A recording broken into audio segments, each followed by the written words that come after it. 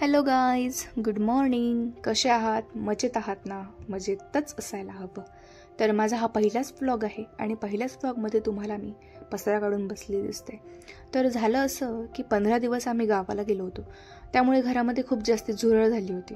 म्हणून विचार केला पूर्ण किचनच आवरायला काढूयात. तसं पण आता नवरात्र आणि दिवाळी जवळ आलीच आहे, त्यानिमित्ताने घराची साफसफाई पण होईल आणि सर्वच होईल. असंही आज रविवार होता. माझ्या नवऱ्याला म्हणजेच अजिंक्यलाही सुट्टी होती, म्हणून मी आणि माझ्या नवऱ्याने घर आवरायला सुरुवात केली. त्याने पण थोडीफार मला मदत करू लागली. तेवढ्यात त्याच्या मित्राचा त्याला कॉल आला आणि तो बाहेर चालला गेला. मग काय, एवढा सगळा पसारा टाकलाच आहे, आता तुम्हाला आवरावं तर लागणारच होता. म्हणून सगळा पसारा आवडला, सगळी भांडी वगैरे घासली स्वच्छ, रॅक वगैरे धुतलं भांड्याचं, ते पुसून काढलं स्वच्छ, त्यावर धूळ बसू नये म्हणून पेपर टाकला आणि पूर्ण सेटअप केलं. बघा किती सुंदर वाटतंय, प्रसन्न वाटतं आणि किचन खरंच प्रसन्न छान वाटतं. मग काय, आजची मला साफसफाई करायची जास्त सवय आहे, त्यामुळे कधी कधी अजिंक्यची चिडचिड पण होते. असो, दुपार झाली होती, खूप लेटही झाला होता आणि भूकही खूप जास्त लागलेली होती. आता एवढं सगळं दिवसभरापासून काम मी केलेलं होतं, त्यामुळे अजिंक्य बोलला की तुला आज मी पिझ्झाची ट्रीट देतो. मग काय, बिग बॉस बघत बघत दोघांनी पिझ्झा खाल्ला, थोडाफार आराम केला. तेवढ्यात संध्याकाळ झाली की चहा हा तर मला हवाच असतो. जास्ती घेत नाही मी, सकाळी आणि संध्याकाळीच घेते, पण मला हवाच असतो चहा. आणि चहा घेणारी मी एकटीच होते, त्यामुळे मी माझ्या फक्त एकटीचाच चहा टाकला होता. सो गाईज, चहावरून मला एक शायरी आठवते. सो ऐका.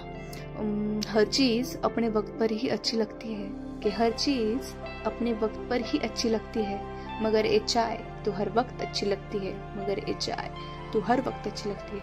खरंच आहे, चहा कुठल्याही वेळी आपल्याला छानच लागतो. जे आहे ते खरंच बरोबर आहे. सो तिने सांज झाली होती, देवाला दिवा लावला. तेवढ्यात नवऱ्याची फरमाईश, भूक लागली आहे, मग आता नक्की काय बनवायचं.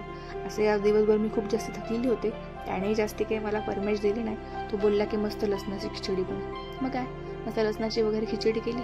तेवढ्यात अजून एक फरमाईश की लसणाची चटणी बनव. आता त्याला माझ्या सासूबाईंच्या हातची चटणी खूप जास्त आवडते, तर त्यांच्यासारखी बनवण्याचा, त्यांच्या हातची टेस्ट नाही येणार, पण त्यांच्या चटणीसारखी बनवण्याचा प्रयत्न मी केला.